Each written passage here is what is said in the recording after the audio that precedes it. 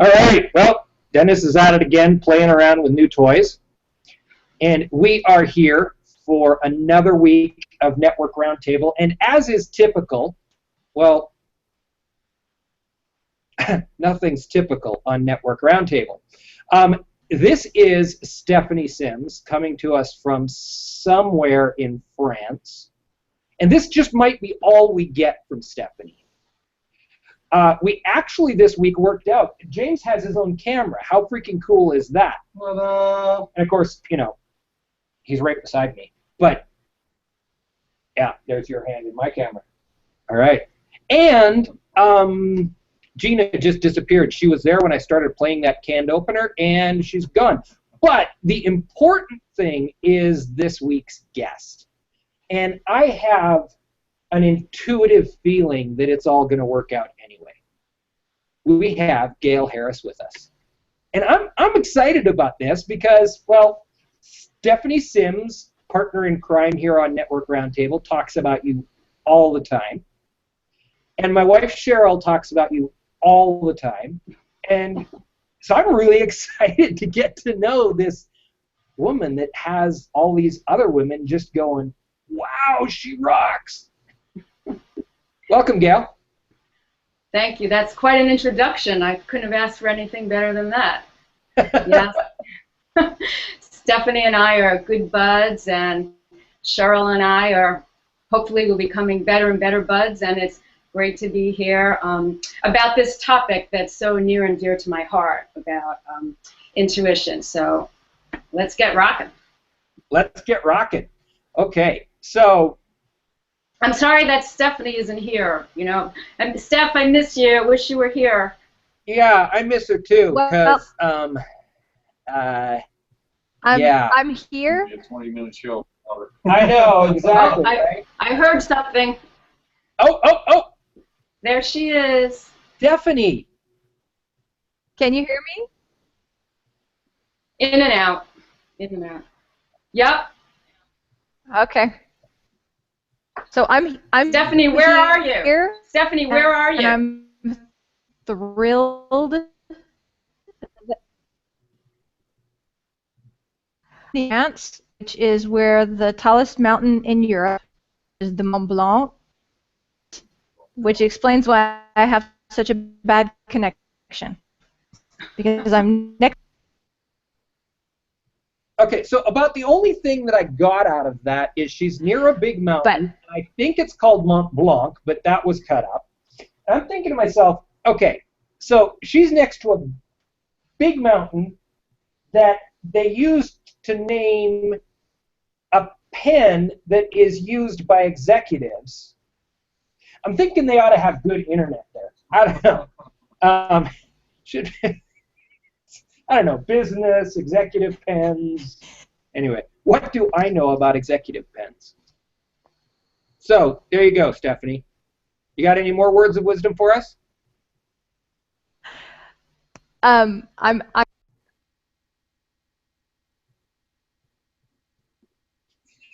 Bye, Stephanie.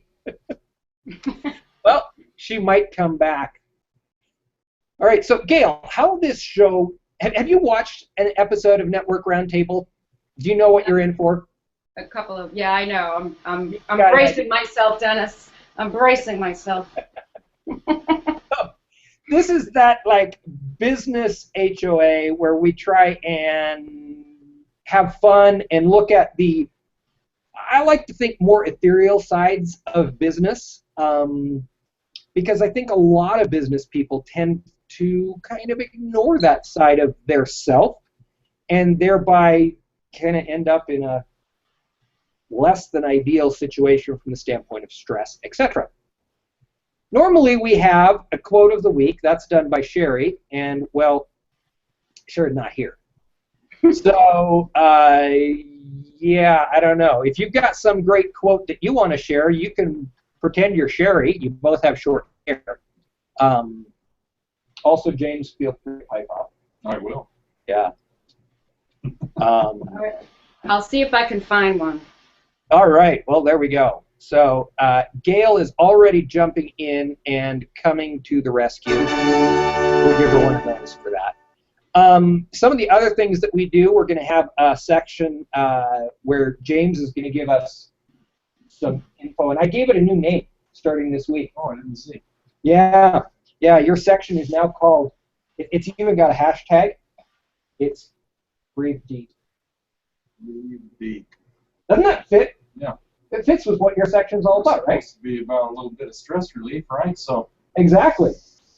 But don't get started on that, because I've got a little surprise for you when it's time to do that. Then we normally roll after that, which is supposed to take a half an hour. Mine? No, the combination of the quote, Oh, introduction, and yeah. That's when we're going to move into talking with Gail about intuition, is in the second half. Do you have a quote for us? Yeah, I've got a quote. Okay, I think I might have seen this floating around the Plus, but this is from W. Somerset Maugham, and the quote is, "It's a funny thing about life. If you refuse to settle for anything less than the best, that's what it will give you." Yep. That's some like good it. stuff. Yep. Dug it up quickly. It's home. Fits You want another? Want another one? You didn't like that one, huh? Oh, I ended up stuck thinking about Gina, who's asking to get back in here. Oh, okay. I'm sorry. So, Okay. No, that was a great quote. Well, you know what? Actually, I have another one, and it's a little bit more related to our topic for today, although the other one actually really was related as well. But this is by Havelock Ellis, and the quote is, "The promised land always lies on the other side of the wilderness." And can you see now how that's related to our topic for today? Yeah, that you changed that quote ever so slightly, and it would have fit with our talk like 4 weeks ago. You know, that really stress-filled show where we talked about waves and all that kind of stuff. So you could say, you know, the promised land lies on the other side of disaster. But yeah, that is a great quote. Look at her; she's drinking water. So are you. I'm drinking water. Yeah, not me. I got my Dr. Pepper here. I'm good to go. Live long with water. And that's what James wants me to play. Yeah. I'm so tired of ragging on you about the Dr. Pepper that I'm just not getting today. Cool. I like that. All right. Well, Gina's back, too, so she can join us on the conversation when we get to it about intuition. And then I know, seeing that she's my sister and we kind of came from the same upbringing, she'll have some good things to say there. So we've had a great quote, and I'm going to move into your section, but hang on. Are you guys ready for this? Not only did I come up with a new name for your section, James,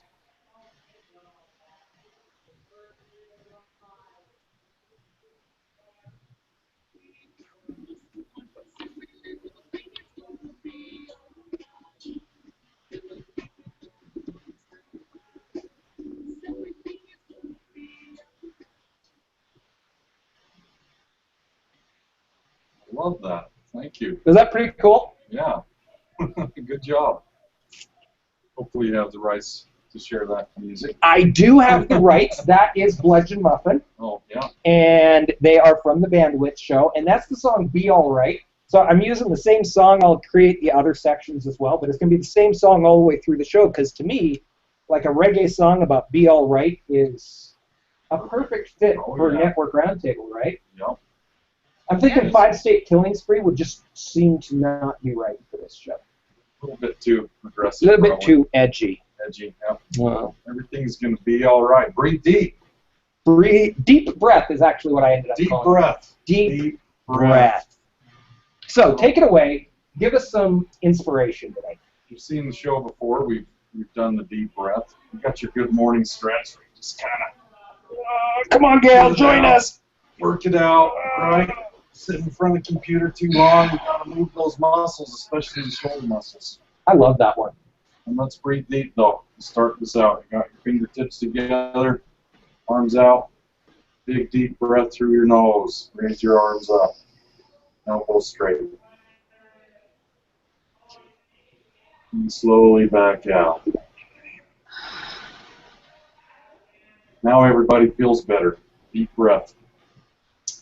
My topic for stress relief today is simple and a little bit, tiny bit off topic of stress relief, but I'll explain how it goes together. And it is learn something new. You say, well, Jimmy, how is that stress relief?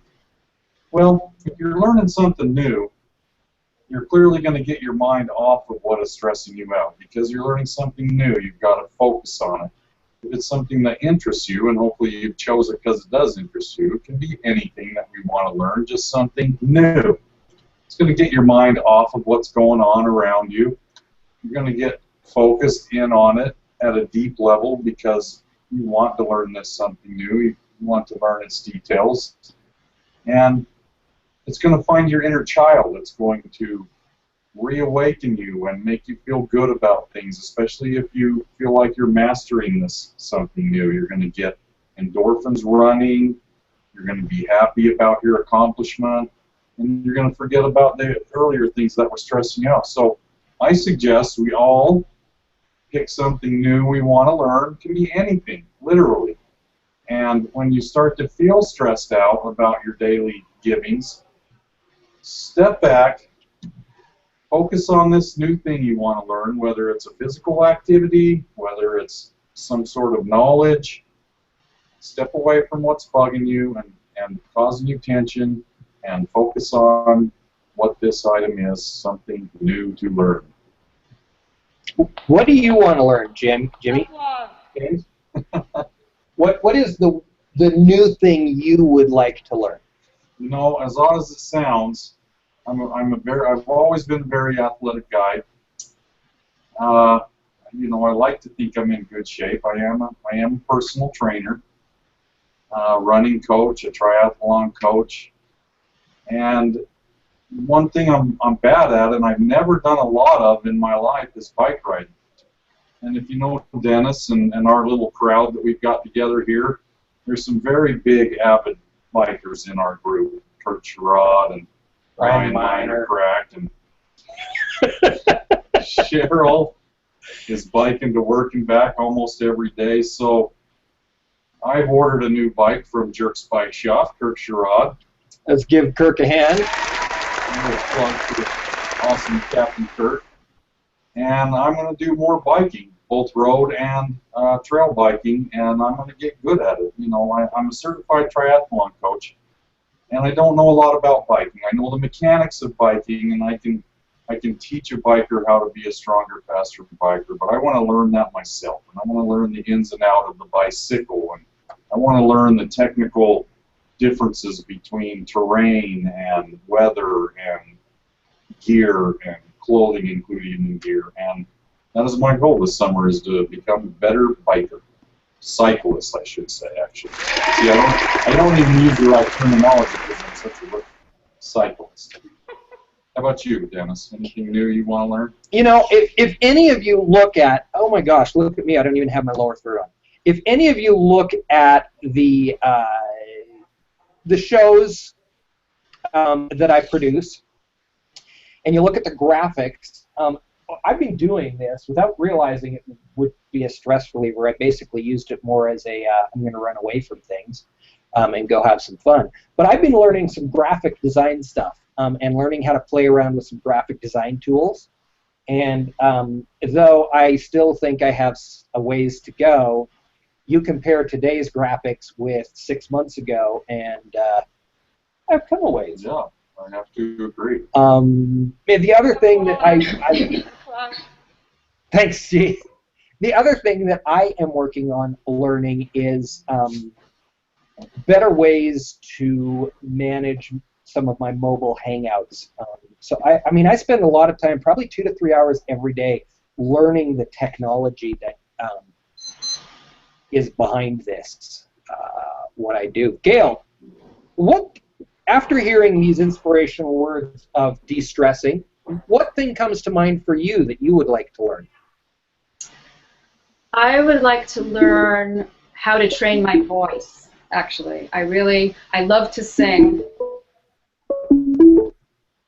Sorry And Yeah, that's okay. And somewhere along the line, like the last several, I used to have I have a really good musical sense, and my voice used to be really great as well. Like when I would sing, I know what the note is. I know what I'm trying to get at when I try and sing it. I know what I'm aiming for. But like in the last couple of years, it's like what I'm trying to get come out of my mouth doesn't come out anymore. So I think I need some training, some voice training. That's what came to my mind. Well, what came to my mind was this week I took one transmission out of an old truck and another transmission out of an old truck, and neither of them worked, and I took them both apart and put them together and stuck it in one truck, and now there's one truck working.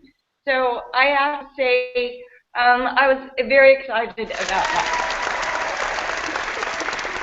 Thank you. It made me feel very happy. Gina, I knew that education would come in handy at some point in time. It certainly did, yes. And now, today, look at my fingernails. They're all painted again because they are disgusting. And yeah. You know, I think I need to paint my fingernails to hide all that.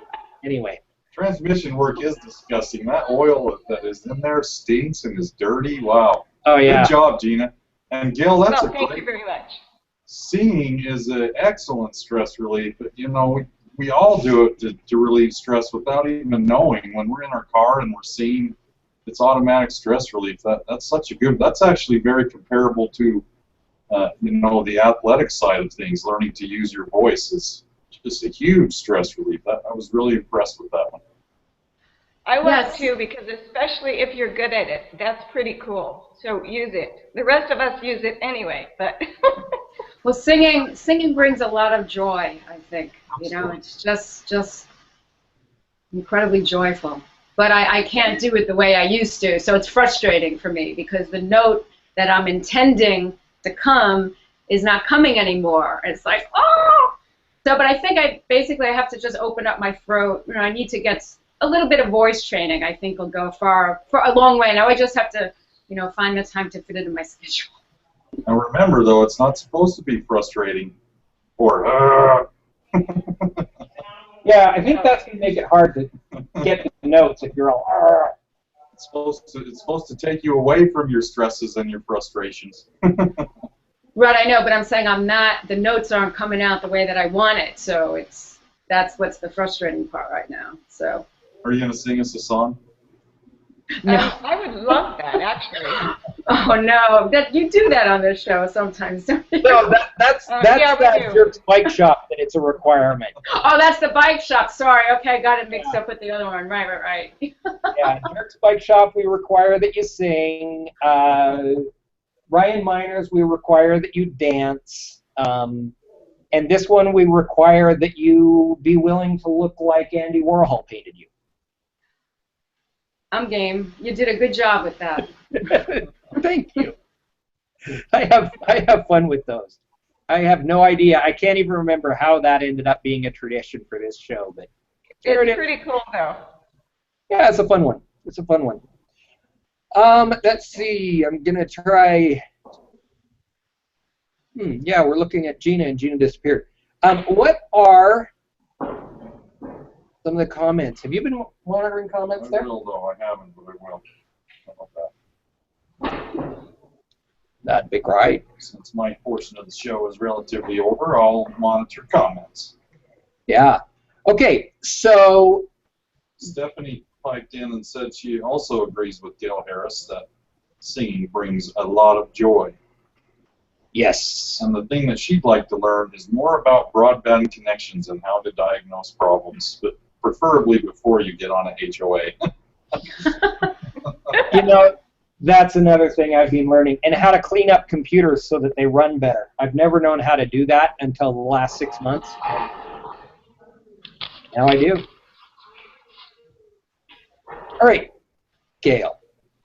Yes. This show's called All About Intuition. So we got 30 minutes, and we got to cover the entire thing. We've promised the world that we're going to talk about everything there is to talk about intuition. What do you say? You up for that in 30 minutes? We'll give it our best, but I think it's impossible to do in 30 minutes. I think it's impossible to do in 30 years. Exactly, but we could get a good thing going here. Yes, and hopefully the audience will take the conversation and run with it. So, right. Why do you think, now we don't have Stephanie here to ask this question, but why do you think that Stephanie put intuition together with you being our guest? Because she knows me. You know, she knows that that's very important to me. You know, it's really, I try to live my life like that, all areas of my life. I'm actually, for my profession, I'm actually a professional book writer, and the topics that I enjoy writing about most often are parenting, self-love, and intuition, and how those topics are all related. Because I find that,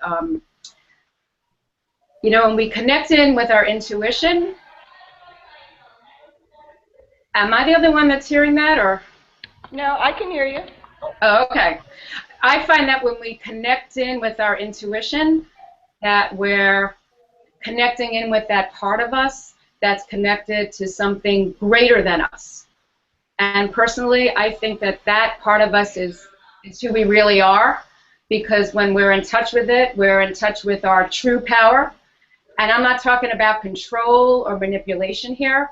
I'm talking about putting the power of the universe or the life force behind you and using it in your life so that you could have the best life and be the best person that you can be. And it goes for all areas of our life. Our personal relationships, certainly, business, you know, hands down, and most importantly with our relationship with ourselves, because everything stems from that. And when I'm connected with my intuition, I'm connected. Yeah. There we go. Okay, go ahead. Okay, thanks. Now I'm really reverberating to myself.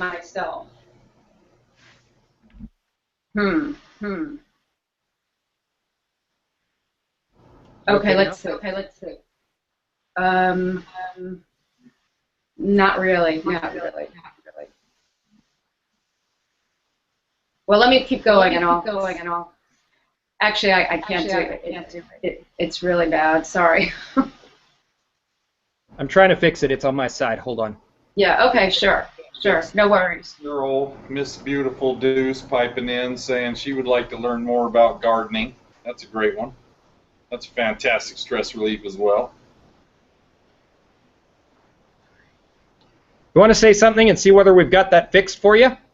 Yeah, sure. It's good. It's good. Thanks. Okay. So take it away. Where was I? I was talking about something that's the most important thing to me in the entire world, actually, and that is that for myself personally in my life, that when I am connected in with that inner voice, it's that part that's connected to a higher power, and it guides me in my life, and it helps me to make the right choices, and it's not always easy. You know, my first book is actually teaches you how to strengthen your intuition, and I wrote the book because for a big part of my life I struggled with that. I could hear my intuition or my inner voice, but it's like I didn't have the guts to follow it. You know, I would just say like, oh, that's silly, or, you know, just ignore it. And I just knew there was so much more. Like I knew I could be so much better than who I was. Like I just wasn't the real me. And so this book was actually, you know, writing this book was part of my process for helping me to learn to trust my intuition. And, you know, it's been quite a journey. And it's an amazing journey. And so I'll just say a little bit about the book. It's a good way to get into this conversation, but it teaches you how to strengthen your intuition. Because as you probably know, First, you have to hear your intuition, like I was saying, and then you have to follow it. And that's where I was getting caught up. Some people can't even hear it at all. You know, it really is a skill, but it takes both. You know, you have to do both, and it isn't always easy, right? Our intuition, or there's so many words for it, our gut, a gut feeling, our inner voice. In my book, the book is entitled Your Heart Knows the Answer, and so in the book, I call that inner voice, I call it the voice of your heart. And what happens with us is that, as I'm sure you know, it gets covered over by all those external messages that we take in and internalize. And I call those the voices in your head. And they're everything else. They're all our thoughts and feelings, both positive and negative. It's all that inner chatter that we have running around inside our heads, like who we should be and what we should do and what we should wear and what we should eat and how we should pray and who we should associate with. You know, it just goes on and on. It never stops.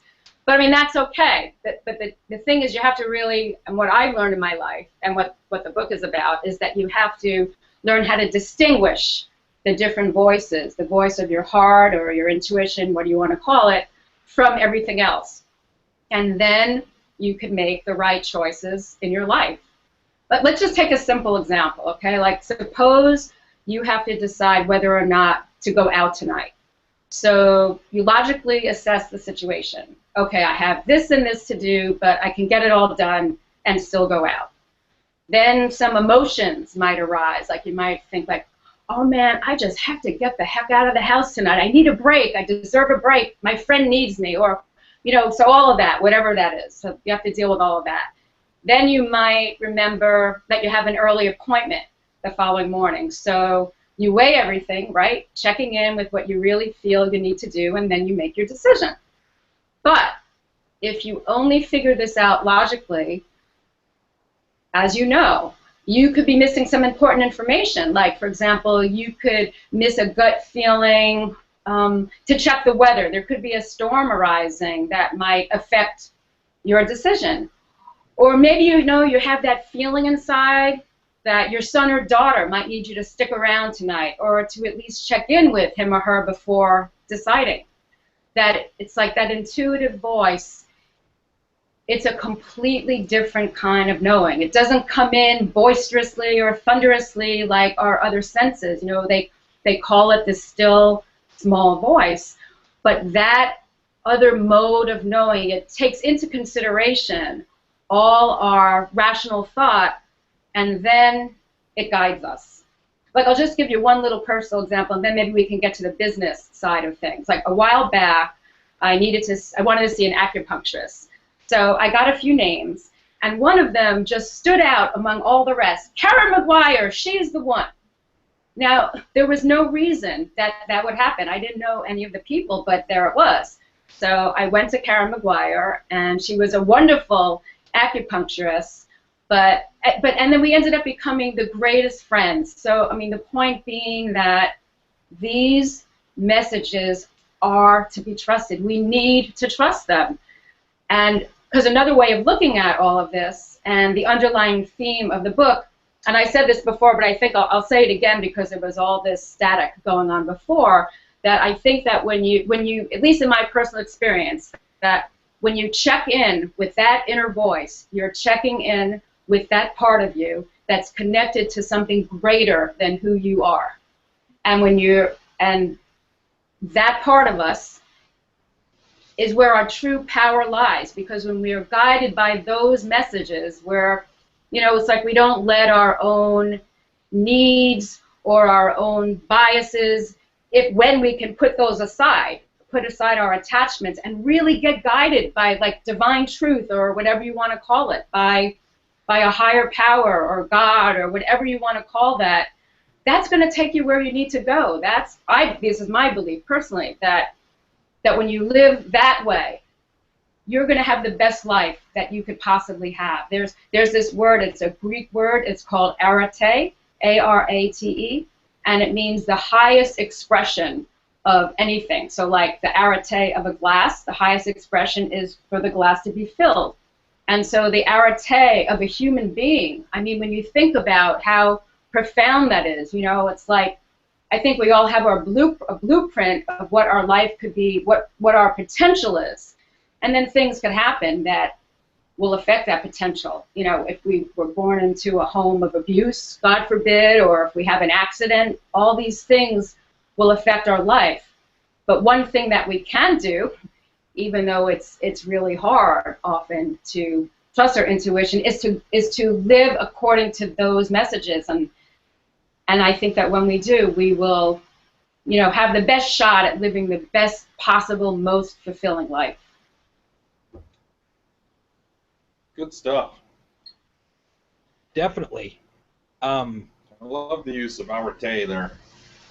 That's good. I also have a question from Stephanie. Yes, I was wanting to read that one. Oh, go ahead then. No, well, okay. I got it right here. Question for the panel. This is from Stephanie. Do you think that you can overwhelm your intuition with information and stress? For example, in your business, at what point do you just need to step away from the data, others' opinions, and try to spend some of this listening to yourself? Well, I mean, it's essential, and I think it's your intuition that's going to tell you to do it in the first place, because your logical mind and all those thoughts, they've got you. You know, you're in the grips of them. They're not going to tell you, hey, you know, step back and really do it. What do you need to do here? You know, they're going to say, come on, one more, just send one more email, one more comment. That's because it's on the life or survival path. It's like all our thoughts, you know, our rational thoughts, it's all about surviving, which we need to do. I mean, we need to survive, but I think it's our intuition, it helps us survive, but it helps us do more than that. It's gonna tell you, hey babe, pull yourself away from this computer now. Do what you need to do. Just take a break, go away. And when you do that, and you'll know when it's time to go back. It will guide you. But you know, it takes practice. It really does. It's really hard to follow our intuition, right, folks? Yeah. Oh, absolutely. You know, so I've got a question for you. Now, many people know that my least favorite business book of all time is The E-Myth, which I think is a complete and utter myth. And not something that most small business people should even be trying to approach, unless you really want to be McDonald's. There's points in there about how you systematize the heck out of everything so that everything runs like clockwork. And clearly the book is taking out all of the intuition side of things. But a lot of people will argue that if you run your business by intuition, then you're never going to be able to grow, because the next guy in line can't possibly run the business by his intuition, because now the same things aren't going to happen that would under your leadership. I have my opinions on this, but I would love to hear what you have to say about that, Gail. I think it depends on what you mean by intuition in that sense, because intuition does not mean not listen to your rational mind. I mean, it's using everything in balance, but I think your intuition or that inner knowing, it takes all that rational, it takes all your rational thought into consideration, and then it guides you. So it's not about not being logical at all. So I don't know if that's, you know, if that answers the question, but what does it mean when you say this person was saying run your business by your intuition? What specifically do you mean by that? Well, because it's not some airy-fairy thing. I mean, this is very practical. This is practical stuff here.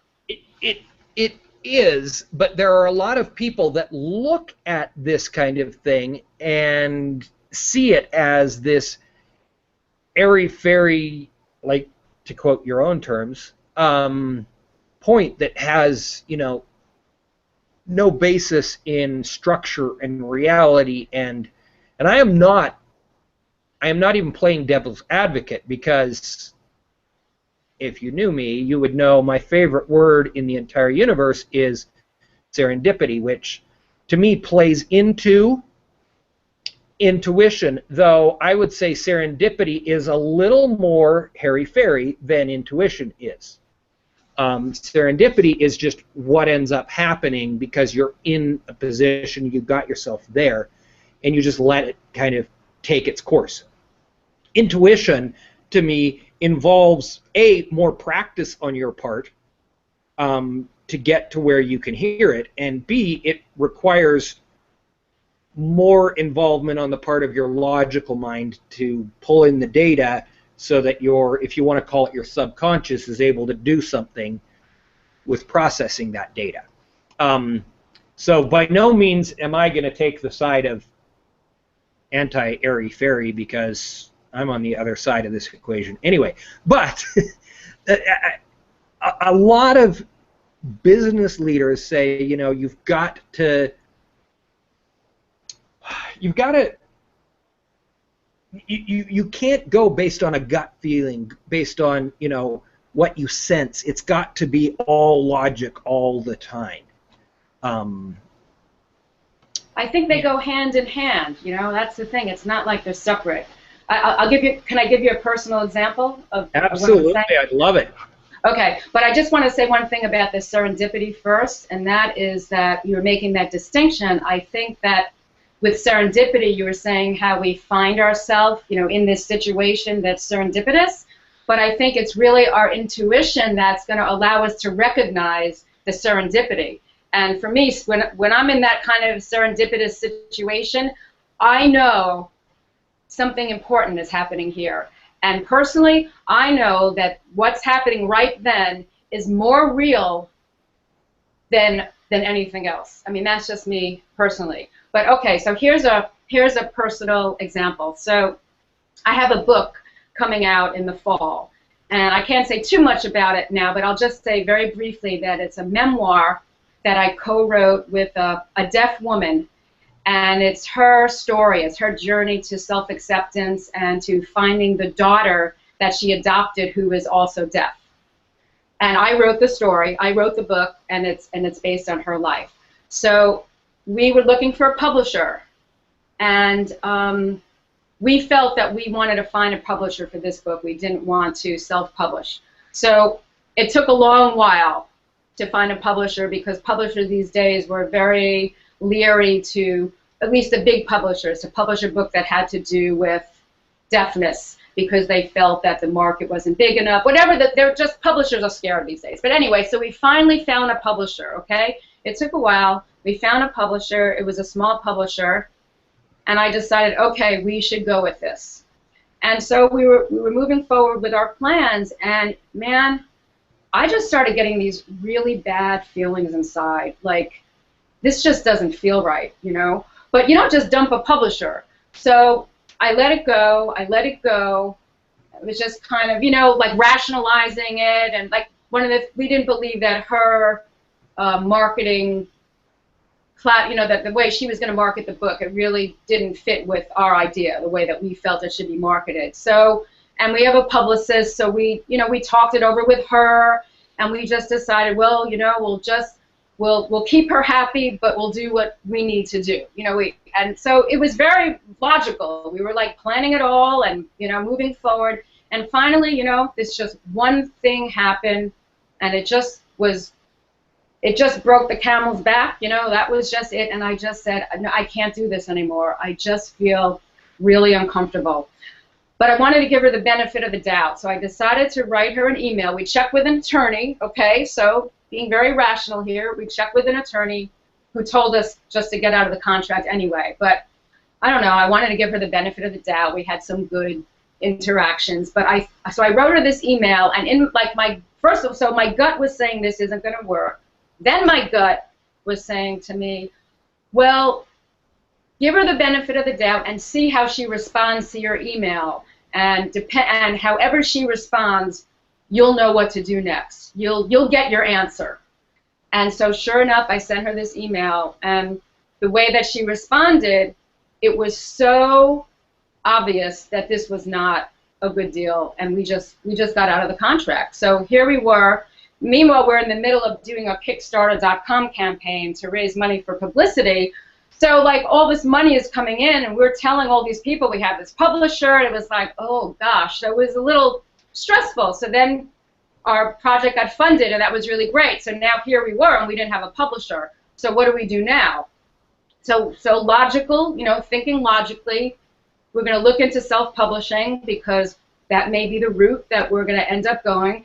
And we started circulating the book proposal around to other literary agents, and so then this one literary agent, a very prestigious New York literary agent, said she wanted to take us on, right? So great.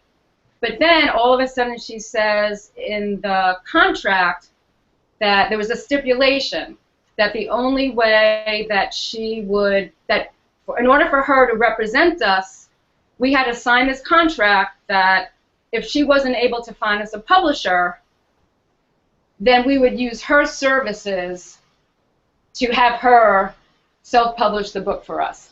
And I was like, no, you know, like no. And my partner, you know, she was saying maybe we should. She wanted to do it at first because she felt this would be the best way to get a good publisher. But I just said, like, no. And so we didn't do it, and I had a couple of sleepless nights there. I remember it was just like a year ago when all this was happening, and I was like, you know, I doubted myself a little bit, like, oh, you know, did I make a mistake and whatever, you know, all those inner voices, the inner chatter was coming in. I remember one day I was really like so down on myself, you know, because I get that way sometimes. I just get like really mad, like just very angry at myself. But, you know, so P.S., at the end of the summer, we ended up getting offers from 2 publishers, and the actual publisher that we ended up going with was a publisher that literary agent had recommended to us, but we ended up submitting the book proposal on our own. So here it is, we ended up going with a publisher that she recommended to us, and it's like it all worked out it worked out perfectly. But if I didn't trust my intuition, I could have still been with that other publisher. It would have been a really bad deal. So it's not about not thinking and using your logic. It's just that, like, the bottom line, your gut feeling, it just knows. It takes all that stuff into consideration. I'm sure other people have stories too, a million stories. I'd love to hear somebody else's. Oh, I got a million stories, but you're laughing. What do you got to say? Oh, I'm gonna do a couple comments here. Okay. Gail, Rhonda Green wants to give you a big shout out. Hi, doll. And Stephanie wants to know if there's a way that we can practice to tap into our intuition daily. Is there something we can do to help us learn to listen to it or to recognize that it's trying to tell us something? How do we evolve that, especially in this world where technology is taking over and the experts are saying everything's got to be logical, and even the public school systems are teaching our kids to, you know, go by learning. Their learning is just remembering stuff. They're not. How do we tap into that is the short story. How do we listen to it and learn to be better at it? Sorry. Well, that's okay. There are so many ways, you know. I mean, even what we were talking about at the beginning, like how to de-stress. All those things that we do to de-stress help us to connect in with our intuition. You know, there's meditation and, you know, what I teach in the book, basically, well, you know what? Actually, and Stephanie, I told this to you when we were hanging out the other day, just personally, you and I, that the first step is that you have to want this more than anything else in your life, because if you don't, all that other stuff is going to get in the way, because it's just the pull is so strong, you know, to just not listen to it, especially these days, like so much information coming at us every which direction. I mean, I'll be perfectly honest with you, okay? So I got on Google+, it was really just been since the beginning of the year, and I was really going at it, you know. I was on all time, commenting, posting, and I just wrote a blog post about this recently, and it just got too much. It got to be like the first time in my life in a really, and Stephanie knows this because I was telling her about it, where it was like I just could not connect in with my inner voice. Like I didn't know who I was anymore. and I needed to take a break. I needed to cut. As a matter of fact, I was supposed to be on your show a couple of weeks ago, Dennis. Yeah. I don't know if you even remember this, but that's what was going on. Yeah. I just felt like, no, my intuition was saying, you need to just pull back for a while. And believe me, I mean, part of me was like, I just had to like pull myself away from my computer because it's the lore. The lore is so great. Just one more post, just one more, just one more. And it was my, and I call it my intention, but I really had to want it because I know what it feels like to be so completely in tune with who I really am and in tune with, you know, my spirit and the life force. And I'll tell you something, there is nothing that compares to that. I mean, that is true power. When you are guided by the universe like that, I mean, we're not even limited by our imagination. And I've tasted that. And I want that so bad that I knew that I would do anything to have that. And so that intention has to be strong. And so I took a week or two off, I scaled back, and now I'm back, and now I'm doing it according to me, according to what feels right to me, not according to what other people are doing and what other people say. And it's just like, oh my gosh, I'm too old for this, I mean, it can't, it's like, we each have our own individual path and our individual, choices that we have to make. And it's not about comparing ourselves to others, and that's all the voices in the head. But it ain't easy. It is not easy. No, and you have to want it. It's not easy at all. In fact, I mean, quite honestly, I deal with what you're talking about with social media on a regular basis. This is what I do for a living, and from the doing everything right standpoint, my wife, who has another job, does it way better than I do. I just, I don't spend a lot of time checking my notifications. I hope everybody doesn't hate me for it. I'm not good at writing. I've never really been a blogger. And, all those notifications start to take up my time and then tear me down. And I'm much better at being on these HOAs, and that's how I'm going to reach out to my people, and I hope everybody's okay with that. But it doesn't matter as long as you're okay. Yeah, that's the thing. I've got to be in a place that is good for me and good for my family. And if that means that it's not possible for me to engage the way David Amerland or Mark Traphagen do, then that's what it means. It does not in any way, shape, or form change how I feel towards the people that I do engage with. I mean, when I engage with David Amerland, for example, I'm always shocked at how quickly this guy gets back to me. I swear he must be able to thumb type 60 times faster than I can on a keyboard. It's a process for me. So there you go. I do what I do the way I do it, and it's good for me, therefore it's going to be good for everybody else. I think that's kind of what you're saying.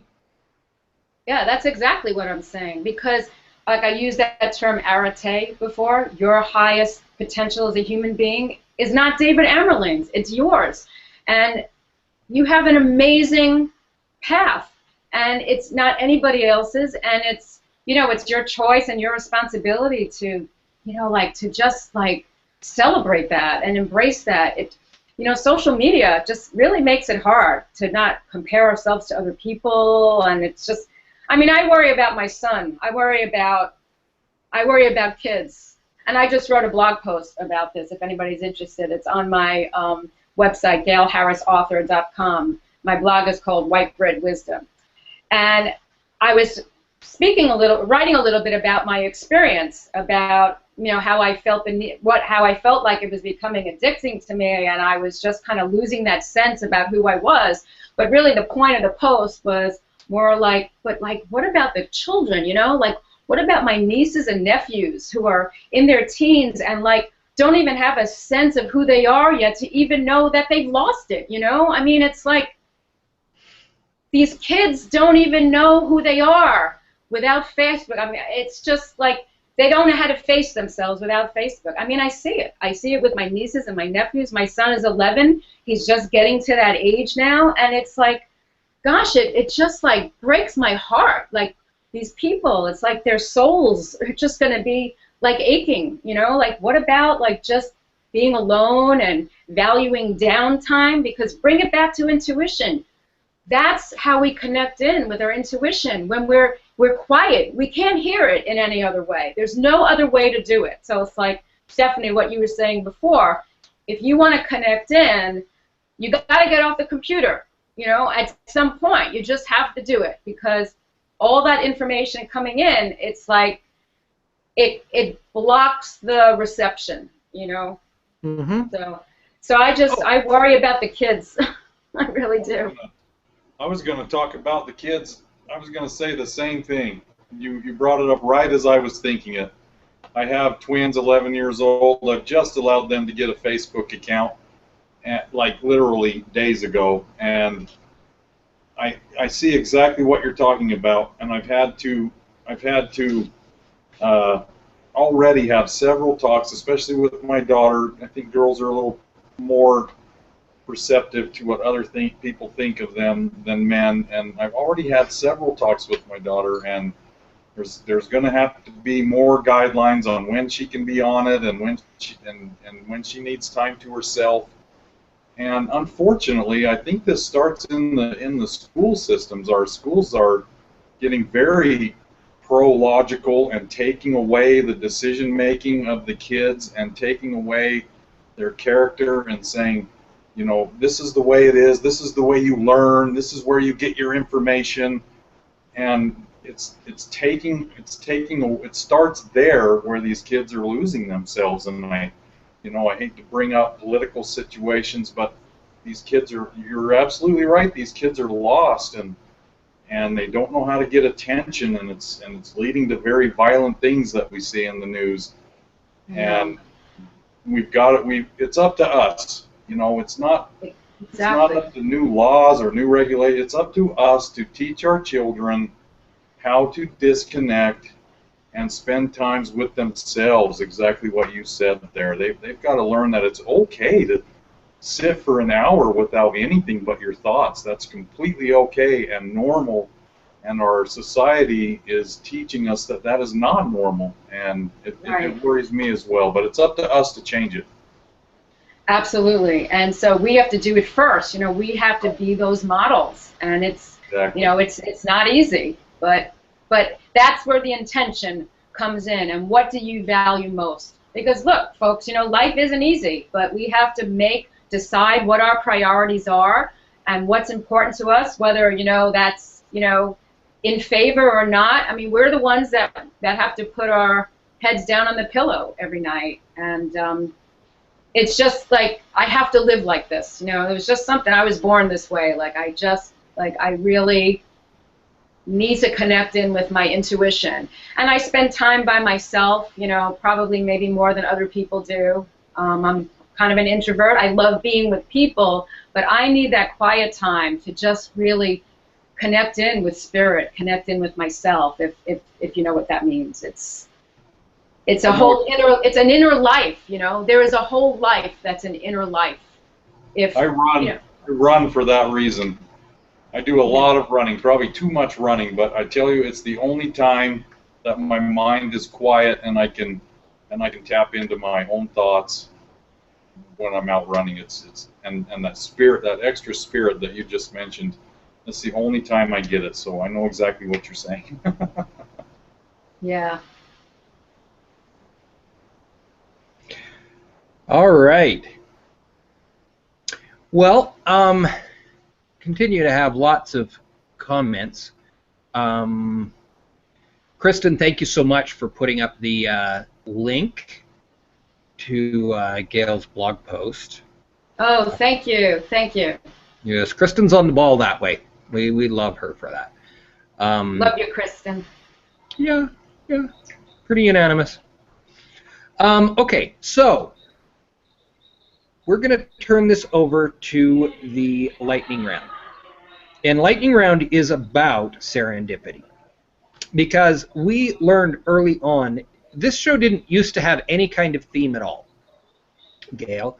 We just brought in a guest and we went through the sections we went through, and nobody had talked to anybody else about their quote, about their point on stress, about anything that they were dealing with.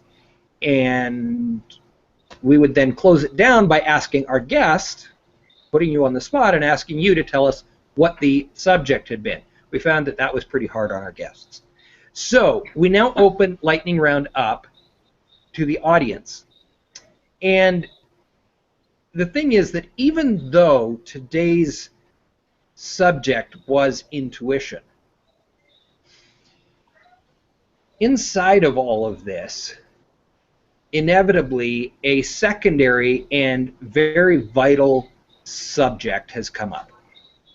And so that's what Lightning Round is about. It's an opportunity for our audience to kind of discuss a little further what this HOA was about and what their takeaway was to help them in their various types of businesses. So, Lightning Round has opened. Let's get you guys commenting on that. What Gail. a great idea, Dennis. That's awesome. Isn't that fun? It's awesome. Yeah, no matter how much planning you have, there's always going to be something that you didn't plan for. And that, I think people need to be aware of it and pay attention to it. And I bet your intuition led you to know that. Well, yeah, after about 3 weeks, I realized that this was happening with this show. And I went, oh, okay, well, here we go. And we started Lightning Round. Then I brought Stephanie on, first as a guest. And then the very next week, she came on as a permanent co-host on the show. And it was Stephanie that helped me see the light of changing the Lightning Round. I think we kind of put her on the spot. I think, But yes, it was a combination of just serendipitous experiences and being aware of what those are. It's always been something that I am wildly aware of. So, That's great. What are your closing thoughts, Gail? My closing thoughts? Oh, I was waiting for the lightning round table. Are you gonna pull out comments or no?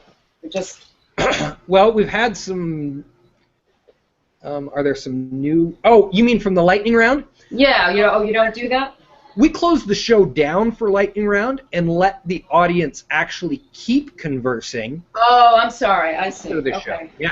So Okay. that's really weird. Like, yeah, our HOA doesn't end when we hit stop broadcast. Right. That's cool. So. All right. How about Gina Dominica has a chance to say just one thing? Yeah, you were gone. And I didn't. I'm sorry, but 15 people have been diving for 4 days, and I had to take care of all their bills. So, anyways, let me just say something about intuition, okay? And I'll make this really quick. Take it away. Okay, thank you. Intuition goes hand in hand with inspiration, okay? There's two types of intuition. There's dominant intuition, which often leads to failure, and there's introverted intuition, which can also lead to failure. To be intuitive means to be listening to what's inside your head. Somebody put it there. I don't know whoever you want, the universe, God, whatever. It came into your head, okay? But the two together make intuition, okay? There's been all kinds of studies. I could go through that. We don't have time for that. Anyways, in conclusion, you need to use both. This is really down and dirty, but okay. You need to use both. So introverted and dominant, it takes both to make you a success at the business that you do. So do your research. That's your introverted part. And go out there and take care of it. Feel the fear and do it anyways. Okay? All right, so there you go. Gina's little tiny part. Sorry. Thank you. Way to wrap it up, G. Thank you. So, and from having a front row seat at watching Gina build one business after another, and none of them in related fields in any way, shape, or form, I can tell you this girl uses the full level of intuition. I know very few people that can analyze on the level that she does, and I also know very few people that can just dig deep spiritually and go with their gut at the same time. So there you go. Kudos to my most amazing older sister. I appreciate that.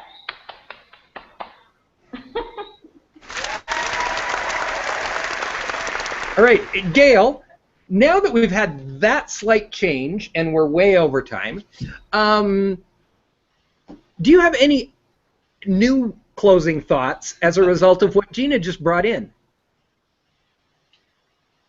Actually, no, I don't.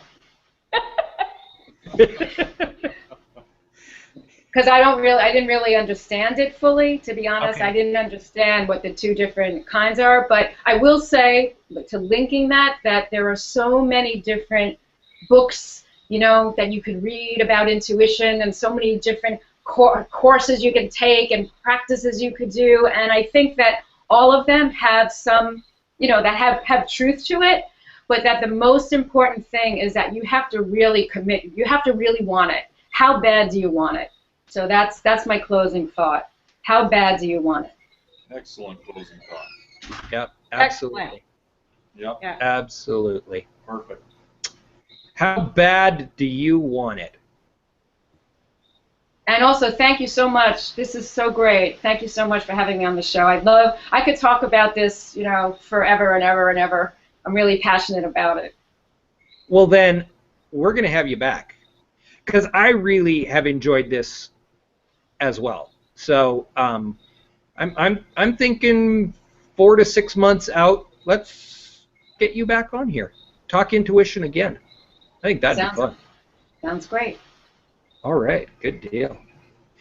Well, thank you everyone for joining us for this week's Network Roundtable, and we will be back in.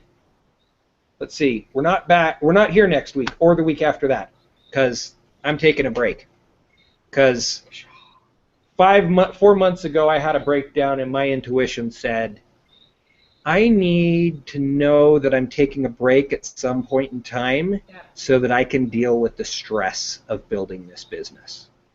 Wow. And it's helped a lot, knowing that there's like this. So, yeah, sorry, Kristen. I know you're really going to be jonesing for some Gombach shows, but You're going to be lost. But Yeah. so this was really relevant for you, Dennis. yes, yeah, it was. It was relevant for me as well. It was a very good topic and very interesting to hear you, Gail. Oh yeah, Thank and you. I can't wait for your book, Finding Zoe. That is the title, right? Yeah.